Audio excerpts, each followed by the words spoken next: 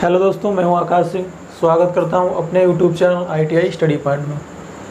दोस्तों, मैं आपके लिए आज वर्कशॉप कैलकुलेशन एंड साइंस का चैप्टर फर्स्ट जो कि यूनिट मात्रक के बारे में उसको कवर करवाने वाला हूं, जो कि आप लोगों ने यूट्यूब पर कमेंट करके बहुत डिमांड कर रखी कि हमारी वर्कशॉप की क्लास नहीं हो पा रही ठीक से, तो उसमें हमें क्या इम्पोर्टेंट पढ़ना है क्या नहीं पढ़ना है।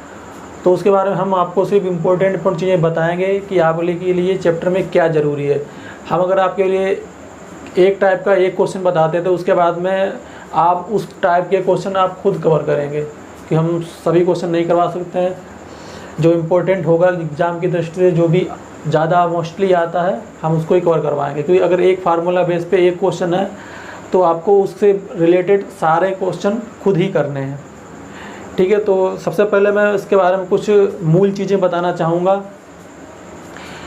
कुछ आपको टेबल्स दे रखी हैं चैप्टर फर्स्ट में जो यूनिट के बारे में, वो तुम्हें याद करनी पड़ेगी। क्योंकि फर्स्ट चैप्टर जो है वो कन्वर्जेशन के बारे में ज़्यादा है, कि आपको परिवर्तन करना है, एक यूनिट का दूसरी यूनिट में चेंज करना है। ठीक है, तो मैं इसको आपको टेबल दिखा दूँगा, आपको उसको लर्न कर लेना, उसके बाद में ही आप उस क्वेश्चन को सॉल्व कर पाएंगे।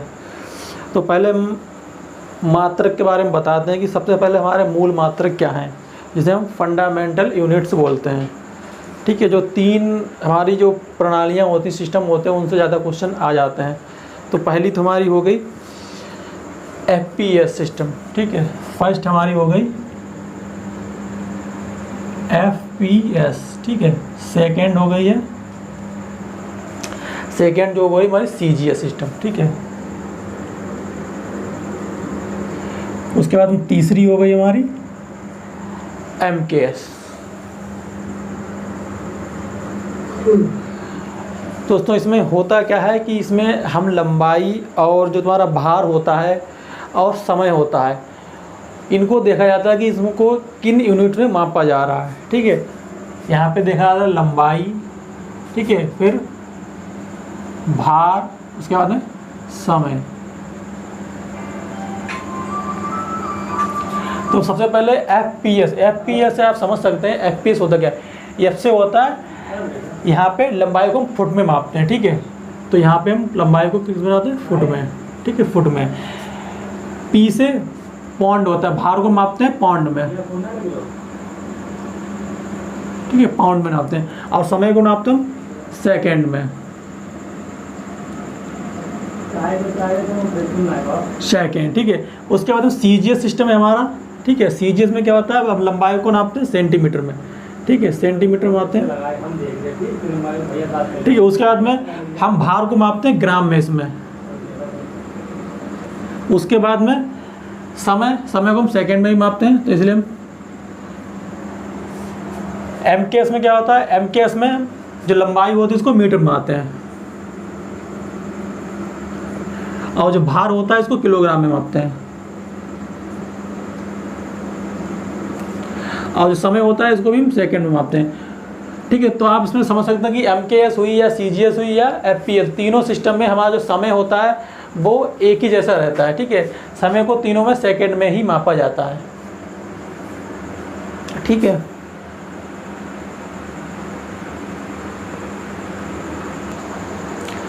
उसके बाद में हमारा है अंतर्राष्ट्रीय प्रणाली या SI मात्रक। इनसे भी क्वेश्चन बहुत सारे पूछे जाते हैं कि इसमें फार्मूले होते हैं, फार्मूले में याद करने पड़ते हैं, जो कि हमारे कन्वर्सेशन में बहुत ही काम आते हैं। तो चलिए हम इनको भी आपको कवर कराते हैं, क्योंकि हम वो ही पढ़ा रहे हैं आपको जो एग्जाम की दृष्टि से महत्वपूर्ण है, आपके लिए इम्पोर्टेंट है।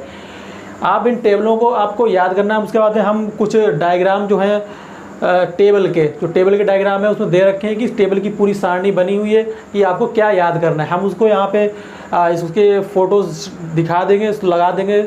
ठीक है, तो आपको उसको याद करना है, अपनी कॉपी में नोट करना है। वैसे भी आपकी बुक में भी दे रखा होगा। ठीक है, तो हम जिन को जो इम्पोर्टेंट हैं उनके यहाँ डायग्राम लगा देंगे। ठीक है, आपको याद कर लेना है। उसके बाद हम सीधा आपको क्वेश्चन कवर करवाएंगे। तो पहले इनको कवर करते हैं। ठीक है, पहले तो हमारी होगी लंबाई। ठीक है, लंबाई जो हो गई है, इसका क्या होता है मात्रक होता है, इसका मीटर होता है। लंबाई को हम किसे मापते हैं, मीटर में। मीटर में मापते हैं। तो मीटर का सिंबल क्या होता है हमारा M। उसके बाद में होता है हमारा द्रव्यमान। ठीक है, द्रव्यमान होता है हमारा द्रव्यमान जो होता है इसको हम किलोग्राम में मापते हैं।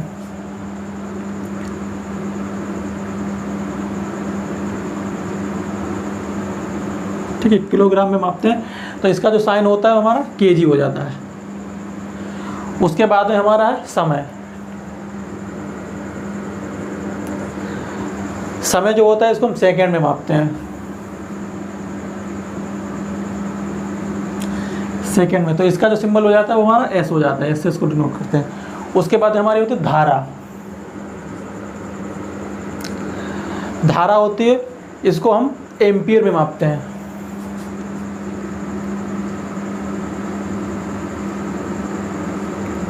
ठीक है, एम्पियर मापते हैं, इसका जो सिंबल हो जाता है वो हमारा ए हो जाता है। उसके बाद हमारा है ताप यानी टेम्परेचर। ठीक है, ताप है, ताप को हम जो SI यूनिट में उसे केल्विन में मापते हैं।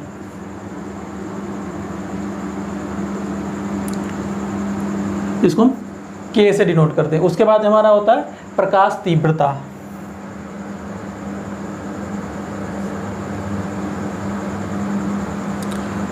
प्रकाश तीव्रता इसको हम मापते हैं, वो मापते हैं इसमें हमें कैंडिला में। ठीक है, इसको मापते हैं कैंडिला में। और इसको जो हम CD से डिनोट करते हैं, CD से इसको हम डिनोट करते हैं। उसके बाद में एक चीज़ और होती है पदार्थ की मात्रा। ठीक है, पदार्थ की मात्रा होती है हमारी,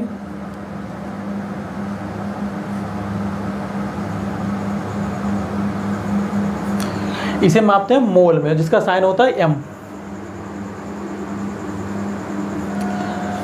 साइन हो जाता है M से मोल, मोल ही लिखते हैं इसे। ठीक है, तो ये जो हमारी हो जाती है जो हमारी SI यूनिट है। ठीक है, ध्यान रखना कि SI मात्रक। ठीक है, अगर आपको पूछा जाए SI में, ठीक है, तो यही बताना है कि लंबाई को किस में मापा जाता है, मीटर में, द्रव्यमान को किलोग्राम में, समय को सेकंड में, धारा को एम्पियर में, ताप को केल्विन में, और प्रकाश तीव्रता को कैंडिला में, पदार्थ की मात्रा को मोल में। ठीक है, तो इनको आपको कवर कर लेना है।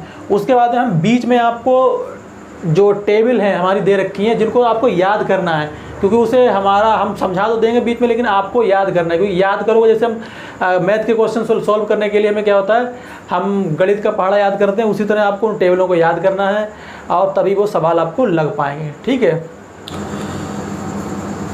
ये कुछ कन्वर्सेशन की टेबल दे रखी है यहाँ पे, इसमें हम आपको कवर करवा रहे हैं। आप इनको बुक से भी देख सकते हैं, आपकी बुक में चैप्टर में दे रखी होंगी टेबलें, फिर भी हम आपको कवर करवा रहे हैं, जो कि इनसे कन्वर्सेशन में जो मतलब रूपांतरण होता है उसमें ज़्यादा से ज़्यादा मान में याद करने पड़ते हैं। सबसे पहले मैं जो हमारा ब्रिटिश में है दे रखे हैं। ठीक है, 1 फुट में 12 इंच होते हैं, 1 यार्ड में 3 फुट होते हैं, 1 फलांग में 220 यार्ड बनते हैं। ठीक है, और 1 मील में 8 फलांग बनते हैं। ये सब याद करना है हमें। उसके बाद हमारा नीचे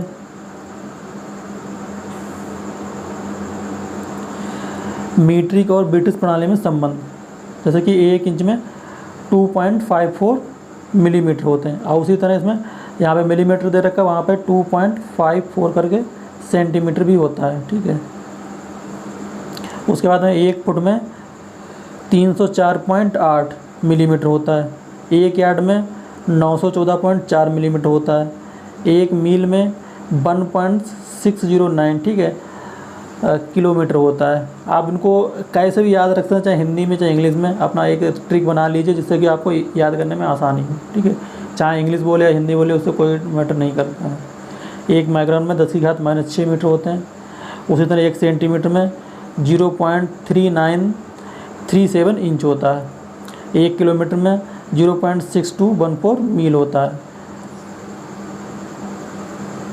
और 1 नॉटिकल मील, जो 1 नॉटिकल मील होता है वो 1852 मीटर में होता है। इससे क्वेश्चन नहीं आता फिलहाल, फिर भी टेबल में है तो कवर करवा दिया हमने।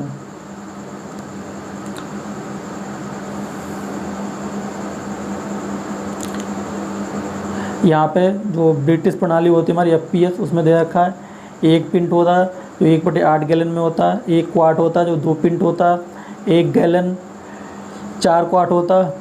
ये ज़्यादा नहीं आता, लेकिन नीचे वाले जो मान हैं हमारे गैलन के वो ज़्यादा आते हैं। ठीक है, जो 1 पैक बनता है वो 2 गैलन के बराबर होता है, जो 1 बैरल होता है वो 31.5 गैलन के बराबर होता है। उसी तरह नीचे है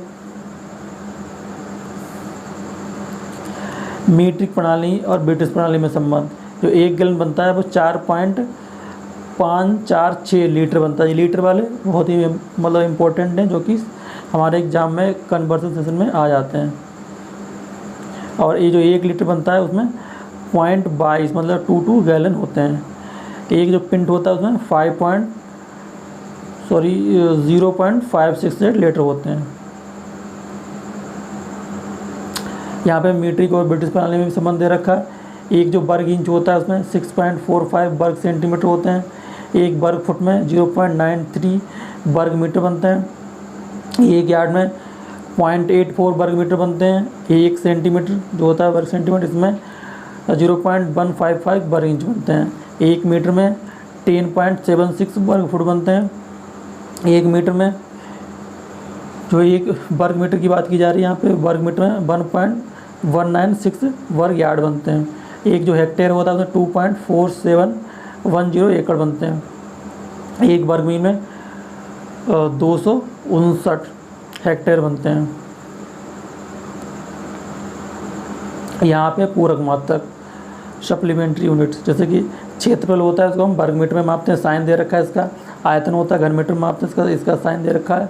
घनत्व मतलब डेंसिटी होती है, इसको किलोग्राम प्रति घन मीटर मापते हैं, इसका भी साइन दे रखा है। कैसे लिखते हैं? गति, इसको मीटर पर सेकंड में नापते हैं, तो इसका साइन दे रखा है यहाँ पे। त्वरण मतलब एक्सेलरेशन, इसको भी मीटर प्रति सेकंड में मापते हैं, इसका भी साइन दे रखा है। त्वरण को मीटर प्रति वर्ग सेकंड में मापते हैं। बल जो होता है इसको यूनिट न्यूटन में मापते हैं, तो न्यूटन का भी साइन दे रखा है। और जो बल आघूर्ण होता है इसको न्यूटन मीटर में मापते हैं। यहाँ पे दे रखा है जो दाब, प्रतिबल और प्रेशर, मतलब दाब प्रतिबल को इंग्लिश में बोलते हैं प्रेशर और स्ट्रेस, इसको हम लिखते हैं न्यूटन पर वर्ग मीटर, इसको इसमें मापते हैं। और जो कार्य ऊर्जा उष्मा, इसको हम जूल में मापते हैं, तो जूल का भी साइन दे रखा है। शक्ति और पावर होती है इसको वाट में मापते हैं। कोण होता है इसको रेडियन में मापते हैं। तापमान डिग्री सेल्सियस में। स्पेसिफिक हीट कैपेसिटी, ठीक है, जो विशिष्ट उष्मा होती है इसे जूल प्रति किलोग्राम या डिग्री सेल्सियस में माप सकते हैं। जो विद्युत विभव होगा, विभवांतर हो गया, विद्युत भाग बल, इसको वोल्ट में मापते हैं।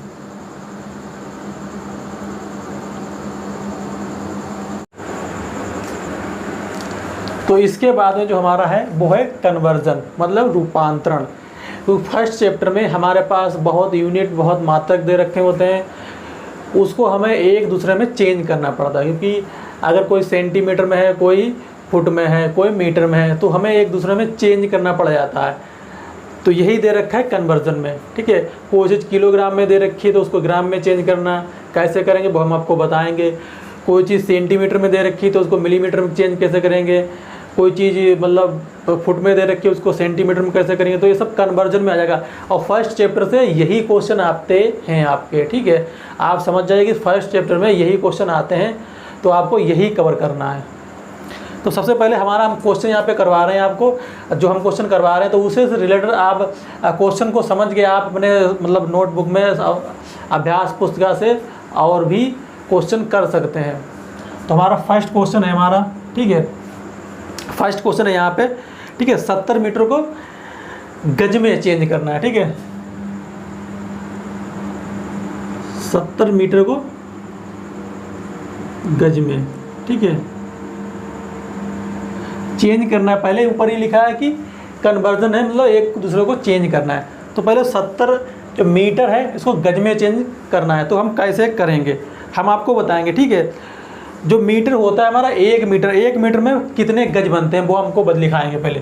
तो यहाँ पर इसको नोट भी कर सकते हैं, और जो टेबल हमने पीछे कवर करवाई है उसमें आप इसका मान भी देख सकते हैं। तो जो हमारा 1 मीटर बराबर होता है वो हमारा हो जाएगा यहाँ पे 1.0936 गज, ठीक है। तो ए हो जाएगा हमारा यहाँ पे। इसको आपको याद रखना कि इसी से हमारी मल्टीप्लाई होने वाली। तो 70 मीटर देखा जा रहा है यहाँ पे, तो 70 मीटर को हम क्या करेंगे, इससे हम मल्टीप्लाई कर देंगे, ठीक है। 1.0936 इसको जब मल्टीप्लाई करेंगे, ठीक है, तो हमारा जो मान निकल के आएगा वो आएगा कुछ 76.552 करके, ठीक है, 76.552 करके, ठीक है। ये हमारा आंसर हो जाएगा, ठीक है। क्योंकि हम यहाँ पे मल्टीप्लाई करके नहीं दिखा रहे, क्योंकि मल्टीप्लाई ऐसा कोई बच्चा नहीं होगा जो ITI का मतलब मल्टीप्लाई ना कर सके, ठीक है। क्योंकि हम आपको कम टाइम में ज़्यादा क्वेश्चन सोल्व करवाने हैं, इसलिए हम मल्टीप्लाई करके नहीं दिखाएंगे आपको, हम डायरेक्ट आंसर दिखाएंगे फार्मूला बेस पे कि कैसे निकल रहा है। ठीक है, उसके बाद हमारा नेक्स्ट क्वेश्चन है कि गज को फिट में कैसे चेंज करेंगे, जो गज होता है उसको फिट में कैसे चेंज करेंगे। तो क्वेश्चन नंबर हमारा 2 है। यहाँ पे दे रखा है 40 गज, 40 गज दे रखा है, इसको हमें मीटर में चेंज करना है। तो मीटर में चेंज करने का फार्मूला होता है वो हमारा होता है 1 गज में 0.9144 होता है। ठीक है, तो 1 गज बराबर हो जाएगा हमारा, 1 गज बराबर होगा 0.9144। ठीक है, ये हो जाएगा मीटर में। तो इसी को हमें लगाना है, तो इसी से हमारा सारा मान निकल के आ जाएगा। ठीक है, तो 40 गज दे रखा है, 40 को हम इसी मान से गुणा कर लेंगे, 40 मल्टीप्लाई 0.9144। ठीक है, तो आप इसको कैलकुलेशन करके भी देख सकते हैं, अब वो बिल्कुल आसान है क्योंकि मल्टीप्लाई ही करनी है। तो इसका जो मान निकल के आएगा वो 36.576। ठीक है, ये मीटर में निकल के आएगा इसका। तो आप इनको सॉल्व कर सकते हैं। उसके बाद हम इसको और भी क्वेश्चन करवाएंगे, लेकिन हम सिर्फ एक बेस पे एक ही क्वेश्चन करवा रहे हैं, जिससे कि आपको पता चल जाएगा कि कौन से क्वेश्चन इंपॉर्टेंट होने वाले हैं। उससे रिलेटेड आपको खुद प्रैक्टिस करनी है यहाँ पे।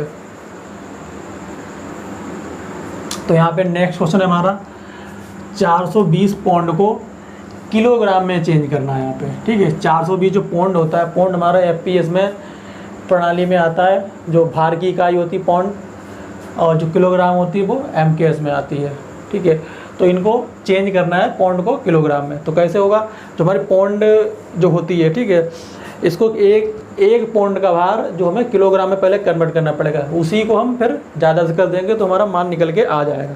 ठीक है, तो जो एक होता है हमारा वो होता है 0.4536। ठीक है, एक जो पौंड होता है वो हमारा 0.4536 किलोग्राम में आता है। एक पौंड बराबर 0.4536 kg हो जाएगा। ठीक है, तो ये मान हो गया, एक तरह का एक फार्मूला बन जाता है, इसी को लगाना है आपको। ठीक है, तो जितना हमारा मान कितने के पूछा जा रहा हो, चाहे 420 हो चाहे 500, कितना कोई भी मान हो, सिर्फ इससे मल्टीप्लाई कर देंगे और हमारा आंसर निकल के आ जाएगा। तो 420 यहाँ पे दे रखा है, 420 की मल्टीप्लाई कर देते हैं, मल्टीप्लाई 0.4536, फिर जो हमारा जब मल्टीप्लाई करेंगे जो हमारा आंसर निकल के आएगा वो आएगा 190 पॉइंट में कुछ। ठीक है, 190.512 वो भी निकल के आएगा किलोग्राम में। तो किसी भी आंसर के पीछे उसकी यूनिट जरूर लिखनी है, बिना यूनिट के आंसर गलत हो जाता है। ठीक है, तो आप यहाँ समझ सकते हैं कि पौंड को पहले हमने एक पौंड का मान देख लिया केजी में कितना होता है, फिर उसके बाद में चाहे पौंड का कितने भी पौंड का निकालना हो तो किलोग्राम में कन्वर्ट कर सकते हैं। तो फिर इसके आगे नेक्स्ट क्वेश्चन है हमारा। तो नेक्स्ट क्वेश्चन है हमारा 10 मील को किलोमीटर में चेंज करना है। ठीक है, जो हमारा 10 मील होता है, मील को किलोमीटर में चेंज करना है। तो हमारा जो 1 मील बराबर हो जाएगा, यहाँ पे कितना हो जाएगा, 1 मील बराबर जो हो जाएगा वो हमारा 1.609। ठीक है, ये याद रख लेना, 1.609। ठीक है, किलोमीटर। ठीक है, ये सारे मान आपकी बुक में दे रखे हैं, इसको टेबल जब आपकी याद करेंगे तो इन सब मानों को याद करने पड़ेगा, क्योंकि जब मान इनके याद करोगे तभी आपको क्वेश्चन सॉल्व हो पाएंगे। तो इसी को हमें लगा देना, क्योंकि 10 मील दे रखा है तो हमें बिल्कुल आसान है, क्योंकि पॉइंट में संख्या है, अगर कोई भी जीरो वाली संख्या होती है तो उसको हम पॉइंट में जितना है उसका एक आगे बढ़ जाके यहाँ पे। ठीक है, चाहे आप गुणा कर लीजिए, चाहे ऐसे ही डायरेक्ट बढ़ा सकते हैं। तो 10 मील बराबर हमारा गुणा कर देंगे 1.609 से, तो यहाँ पे जे वाला पॉइंट जो है वो थोड़ा एक संख्या अंदर हो जाएगा, क्योंकि एक जीरो यहाँ पे ज़्यादा है, तो यहाँ पे हो जाएगा 16.09 किलोमीटर। ठीक है, क्योंकि जो मील होता है वो हमारा बेसिकली किलोमीटर से बड़ा होता है। इसके बाद में हमारा नेक्स्ट क्वेश्चन है जो टन से संबंधित है, टन और किलोग्राम। तो नेक्स्ट क्वेश्चन जो हमारा है वो हमारा 6.5 टन, ठीक है, जैसे कि 6.5 टन मान लीजिए, इसको हमें क्विंटल में चेंज करना है, यहाँ पे को लिखना है, ठीक है, वो क्विंटल में चेंज करना है। तो आप सबको पता होगा कि जो टन में कितने क्विंटल बनते हैं, तो जो हमारा 1 टन होता है उसमें करीबन 10 क्विंटल बनते हैं, तो एक जो टन बराबर हो जाएगा वो 10 क्विंटल हो जाएगा।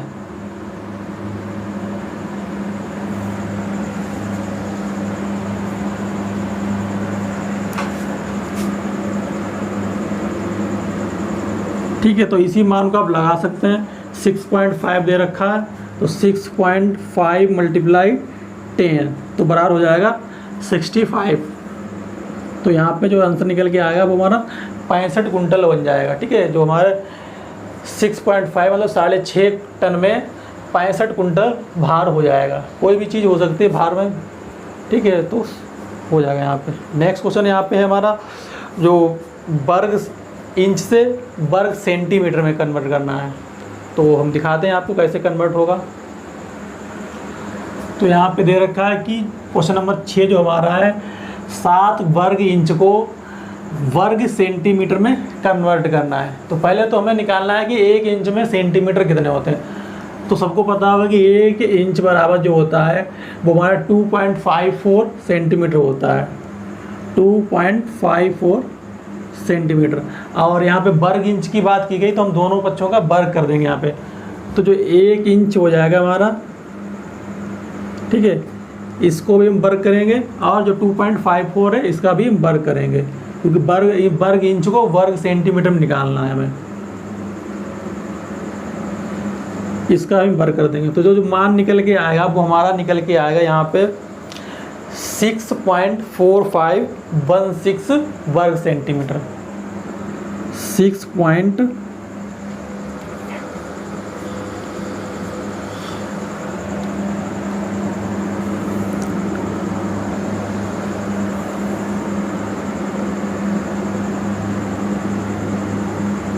ठीक है, तो 6.4516 करके मान निकल के आएगा।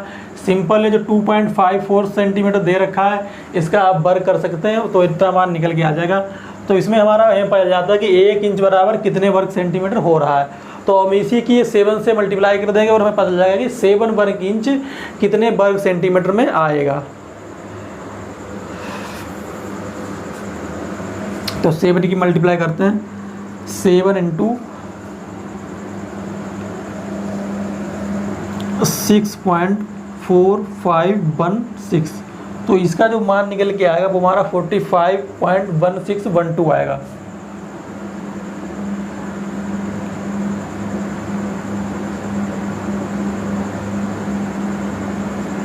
ठीक है, तो जो हमारा मान निकल के आएगा वो हमारा वर्ग सेंटीमीटर में हो जाएगा। इसके आगे हम और भी आपको क्वेश्चन कवर करवा रहे हैं अभी, क्योंकि ये चैप्टर हमारा संपूर्ण यहाँ पे ख़त्म हो जाएगा, क्योंकि हम यहाँ पे आपको मेन चीज़ें बता रहे हैं कि आपको पढ़ना क्या है, क्योंकि आप बहुत ही कंफ्यूज रहते हैं कि हमें कैसे तैयारी करनी है, कैसे पढ़ना है। तो उसी तरह हम आपको मेन चीज़ें बता रहे हैं यहाँ पे।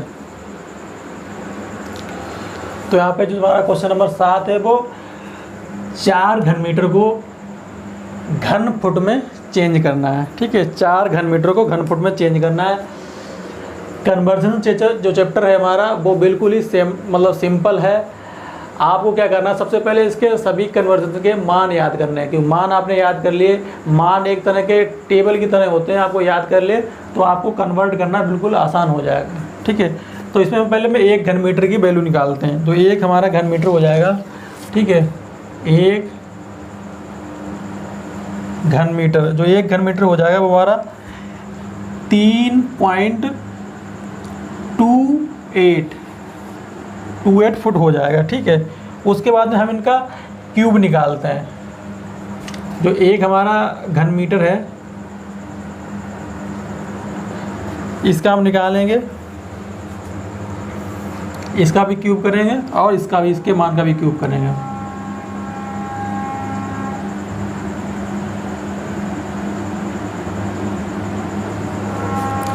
तो जो हमारा 1 मीटर निकल के आएगा, ठीक है, 1 घन मीटर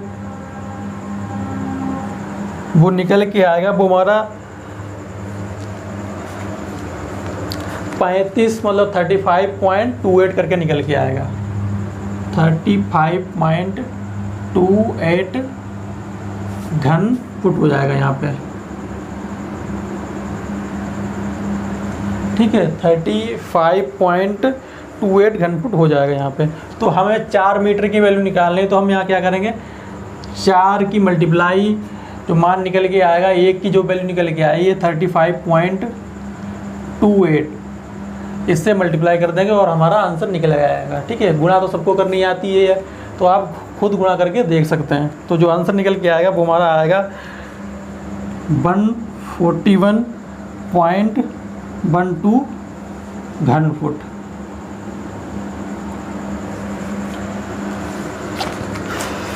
तो देख लीजिए एक बार और समझ लीजिए कि यहाँ पे 4 घन मीटर था, घन फुट में चेंज करना है। हमने यहाँ पे 1 घन मीटर की वैल्यू निकाली जो 3.28 करके होती है।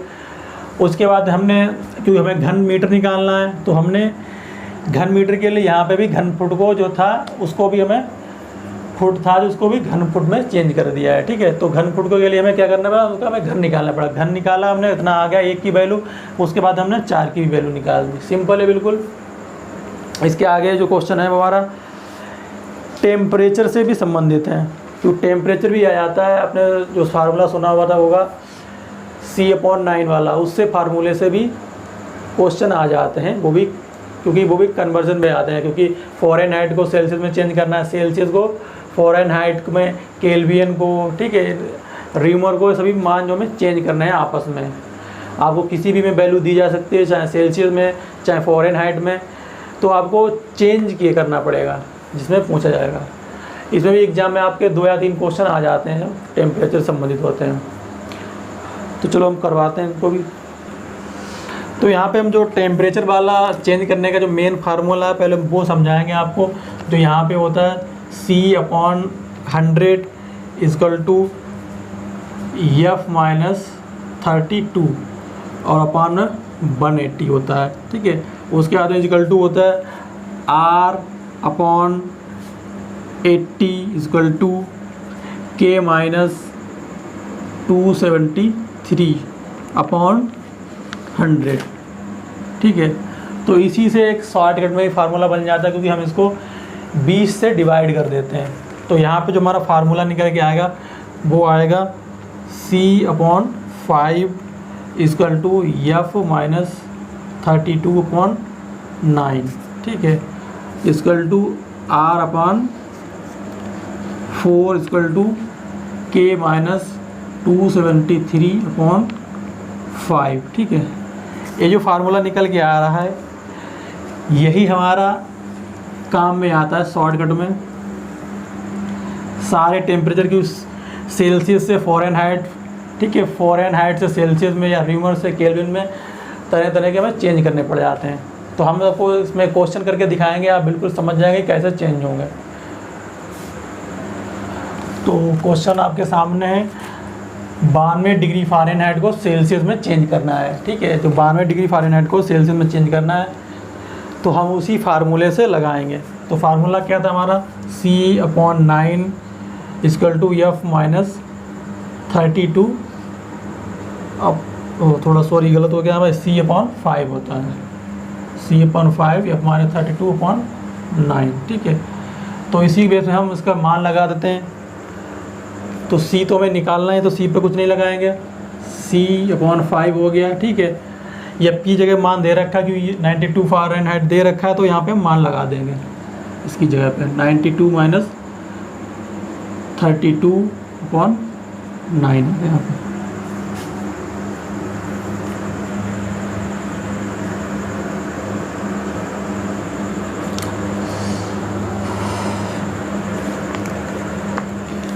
तो आगे जो हमारा है 5 की हम इधर मल्टीप्लाई कर देंगे, तो यहाँ पे हमारा C बचेगा और हम 5 की मल्टीप्लाई कर देंगे ऊपर, ठीक है। तो जो 5 की 2 से करेंगे, 5 2 या 10 होता है, तो यहाँ पे 0 आएगा, और 5 9 जा 45 होता है, और उसमें 1 जुड़ जाएगा तो 46 आएगा यहाँ पे, ठीक है। तो 46 - यहाँ पे 5 से मल्टीप्लाई करेंगे तो 160 आ जाएगा अपॉन में 9। उसके बाद हम इनको माइनस कर लेते हैं। 1 यहाँ पे 460 है और यहाँ पे 160 है, तो माइनस कर देंगे तो हमारा आ जाएगा यहाँ पे वो आ जाएगा 300, पूरा 300 आ जाएगा अपॉन में 9। तो सी की वैल्यू यहाँ पे निकाली जा रही है, तो हम 9 से इसको डिवाइड करेंगे तो जो हमारा मान निकल के आएगा वो आएगा हमारा 33.3 डिग्री सेल्सियस करके।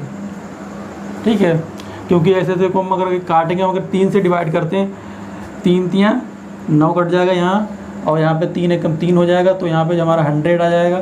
ठीक है, इसको हम 100 को अगर 3 से डिवाइड करते हैं तो वो हमारा 33.33 करके आ जाएगा। ठीक है, तो हमारा पहला क्वेश्चन सोल्व हो गया है, जो कि टेम्परेचर से संबंधित था। और भी एक क्वेश्चन करवाते हैं, जिससे कि आपको आसान हो जाएगा समझने में। दूसरा क्वेश्चन जो है हमारा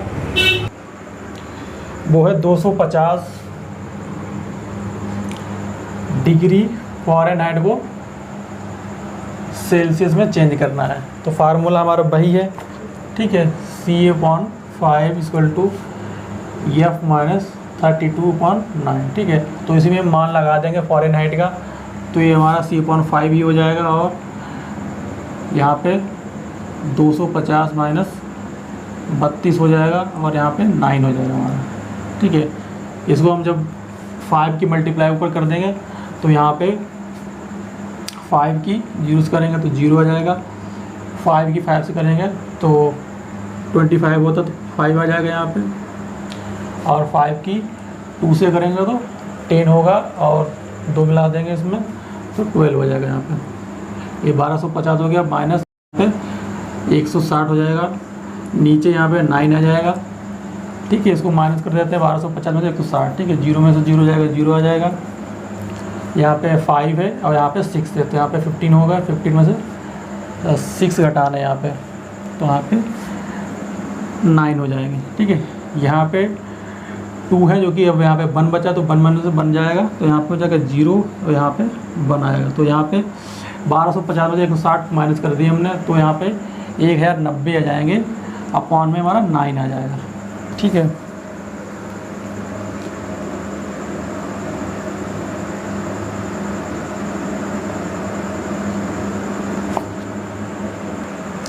फिर हम यहाँ पे उसको डिवाइड कर लेंगे। 9 से यहाँ पे ऊपर 10 है, तो 9 एकम यहाँ पे 9 हो जाएगा। ठीक है, तो यहाँ पे बचा 1 हो गए 19। ठीक है, तो 19 को हम 2 बार काट सकते हैं 9 से, 9 दूनी यहाँ पे 18 हो जाएंगे, तो 2 आ जाएगा यहाँ पे, बचा यहाँ पे 1, फिर 10 हो जाएगा, फिर 9 से 1 बार कट जाएगा, तो 9 एकम 9, यहाँ पे 121 आ गया है। तो उसके बाद में पॉइंट में और भी आ जाएगा, बनना है तो 1 में हम अगर 0 लगा देंगे तो 10 फिर हो जाएगा, तो यहाँ पे 1 बार और चला जाएगा। ठीक है, तो ऐसे करके आगे कटता जाएगा पॉइंट में, तो आंसर जो हमारा 121.1 करके कुछ आता रहेगा। उसके बाद में हम आपको कुछ, जैसे कि हमारे पास जो 1 HP होता है, ठीक है, 1 HP होता है, उसमें 746 जूल होते हैं, और मीटरिक में होते हैं 735.5। ठीक है, मीट्रिक में। उसी तरह हमारे पास एक क्वेश्चन है, जैसे कि 7 मीटर। ठीक है, 7 मीटर और 25 सेंटीमीटर, इसको चेंज करना है हमें सेंटीमीटर में। ठीक है, सेंटीमीटर मान लो चेंज करना है, तो आपको पता है कि 1 मीटर जो होता है, 1 मीटर में 100 सेंटीमीटर हो जाते हैं, तो 7 में कितने हो गए हमारे पास, 700 होगा। ठीक है, उसके बाद 25 अलग दे रखे हैं, तो इन 25 को जोड़ देंगे तो कितना हो जाएगा हमारा, 725 सेंटीमीटर हो जाएगा। उसी तरह हमारे पास दे रखा है, यहाँ पे देख सकते हैं 5850, ये हमारा ग्राम दे रखा है। ठीक है, ग्राम अगर दे रखा है, इसको अगर हमें किलोग्राम में चेंज करना है, सबको पता होता है कि जो हमारा किलोग्राम होता है उसमें 1000 ग्राम होते हैं, तो हम 1000 से उसको हम डिवाइड कर देंगे। ठीक है, तो 1000 से हम डिवाइड करते हैं, 1000 में 3 जीरो होते हैं, तो नीचे यहाँ पे 3 के बाद में पॉइंट लग जाएगा, तुम्हारा जो 5.85 ऐसे करके हो जाएगा किलोग्राम। ठीक है। एक क्वेश्चन और है कि MKS में बल की इकाई क्या होती है। जो MKS यूनिट होती है, ठीक है, इसमें जो बल होता है फोर्स, उसकी यूनिट पूछी जा रही है। जो उसकी यूनिट होती है यहाँ पे वो होती है न्यूटन। ठीक है, न्यूटन होती है।